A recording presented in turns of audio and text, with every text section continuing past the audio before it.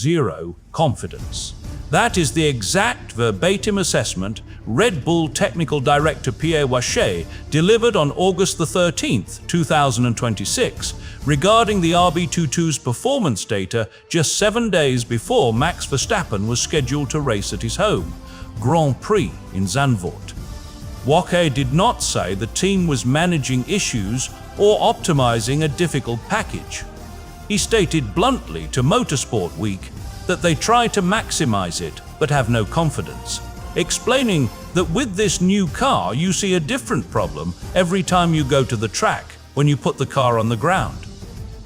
This is not generic pessimism from a frustrated engineer.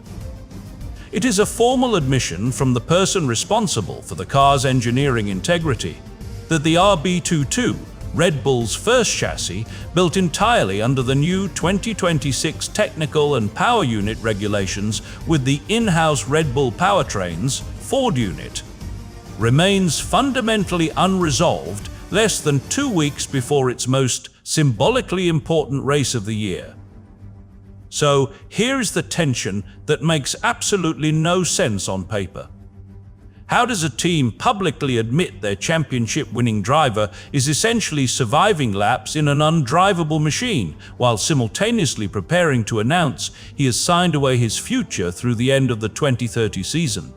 The data says disaster. The contract says forever.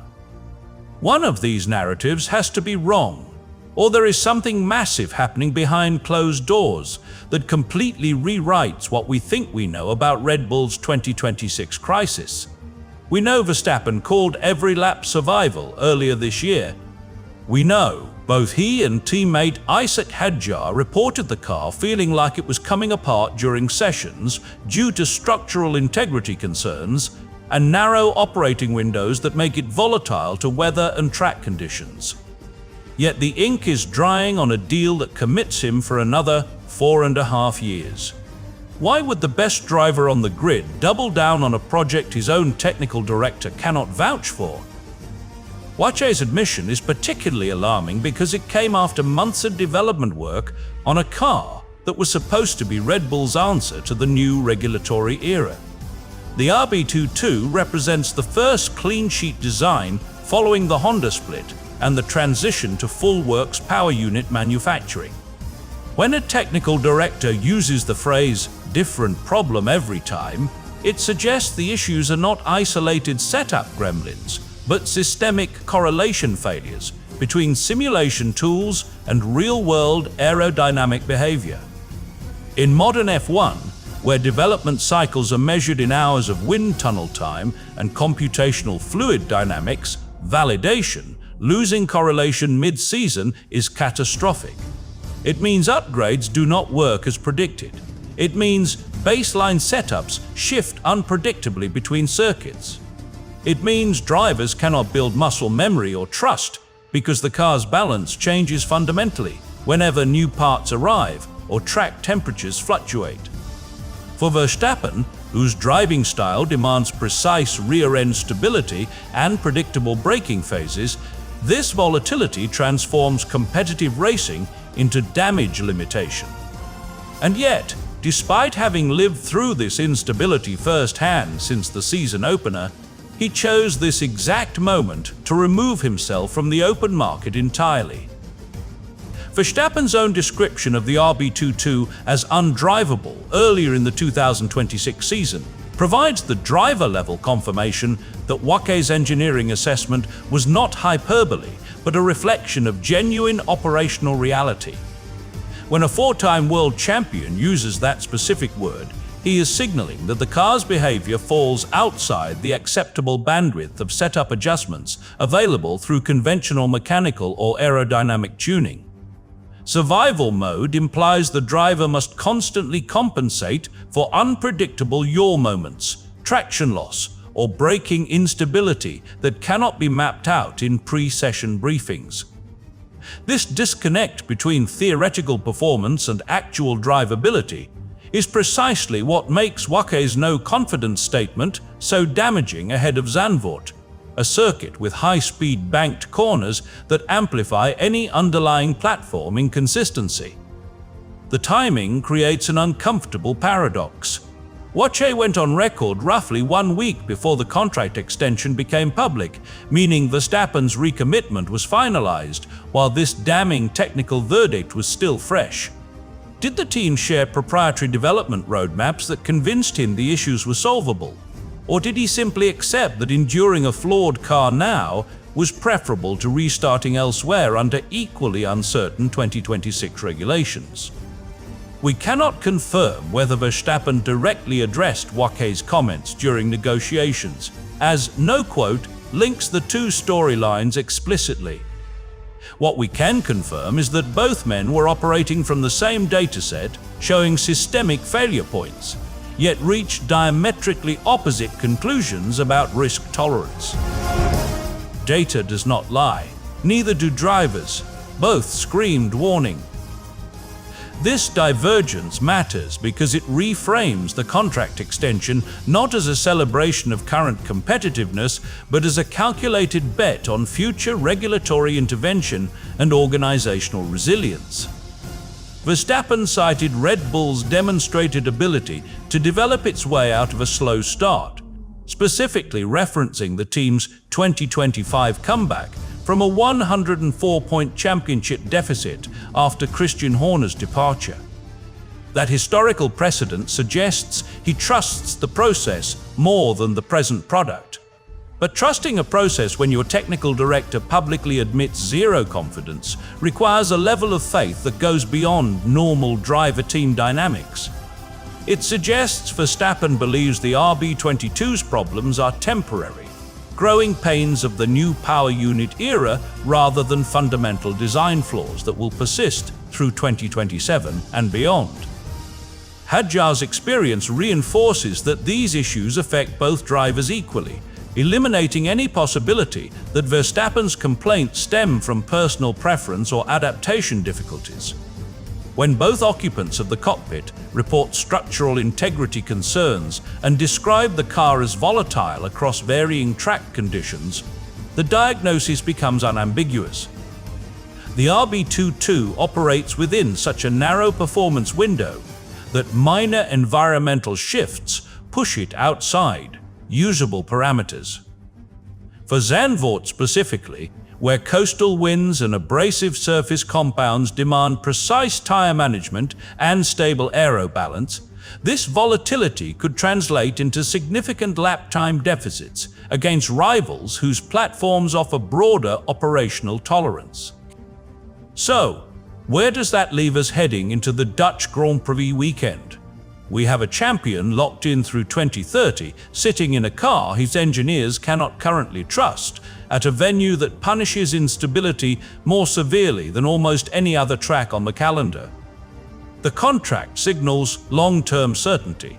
The performance data screams immediate crisis. Reconciling these two realities requires understanding something deeper than lap times or contract clauses. It demands examining why Verstappen viewed staying as less risky than leaving, even when the evidence suggested otherwise. And that answer lies not in the car itself, but in conversations happening far away from the garage, involving rulemakers, team principals, and a vision of 2031 that may look nothing like the frustrating reality of August 2026. Picture this for a second. You are standing in the middle of a burning building, smoke filling every corridor, alarms blaring from every wall, and instead of running for the exit, you calmly sign a lease extension for another 4.5 years. That is the exact psychological framework required to understand August 20th, 2026, when Red Bull and Max Verstappen jointly announced his contract extension through the end of the 2030 F1 season, despite the RB22's unresolved performance crisis. The announcement landed precisely 7 days after Waché's no-confidence admission, timed deliberately ahead of Zandvoort to maximize symbolic impact at Verstappen's home race. Formula One, Sky Sports, ESPN, Al Jazeera, and the official Red Bull Racing release all confirmed the deal simultaneously, replacing his previous contract that had been set to expire in 2028. Mekies described the extension as Verstappen committing to go another 4.5 years, framing it as validation of his leadership since taking over as team principal from Christian Horner in July 2025. His exclusive quote to Formula One. Com called it phenomenal news for Oracle Red Bull Racing, emphasizing that retaining the best driver on the grid was fantastic news. But notice what he did not say. He never claimed the car was fixed. He never referenced imminent upgrades or solved correlation issues. Instead, he focused entirely on mutual trust and ambition, describing the partnership as one of the most successful and defining in F1 history. This rhetorical choice is deliberate. When technical reality offers no comfort, emotional certainty becomes the only currency available. Verstappen echoed this framing in his own statements posted via Formula One.com on the same day. He said he was really pleased with the contract extension and that remaining with Red Bull remains the ultimate goal everyone has been working towards. He added that the team is like a second family and he feels very at home. These are words of belonging, not words of competitive satisfaction. They speak to relational security rather than engineering confidence. And that distinction matters enormously because it reveals what actually drove this decision. It was not lap time. It was not podium probability. It was interpersonal stability during professional turbulence. The shock value here stems from cognitive dissonance. Fans and media had spent months tracking McLaren rumors and exit clause speculation, documented throughout summer 2026. The paddock expected movement. Instead, they got permanence. Motorsport.com ran an explicit panel asking whether the deal was surprising, reflecting genuine division between those who saw it as inevitable and those who believed uncertainty would persist until the final signature. ESPN and Sky Sports both led their coverage with Verstappen's joke that he was closer to retiring than changing teams, treating it as definitive closure on rival interest. Yet closing the door on competitors while your own garage lacks confidence in its machinery creates a new kind of pressure. Now there is no escape hatch, no alternative destination, just commitment to solving problems that have resisted solution for months. Red Bull's official statement described the new deal as a powerful statement of mutual trust and a shared decision to shape the future together. Yahoo Sports and MotorBiscuit reported Mekies calling Verstappen far more than the fastest driver in the world, labeling him the central point of the team. That phrase carries weight beyond marketing. Central point implies structural dependency. If the team's identity, development direction, and regulatory strategy all orbit around one individual, then losing him would mean rebuilding everything from scratch. Keeping him, even amid technical failure, preserves organizational continuity. So perhaps the real story is not why Verstappen stayed despite the data, but why Red Bull needed him to stay regardless of it.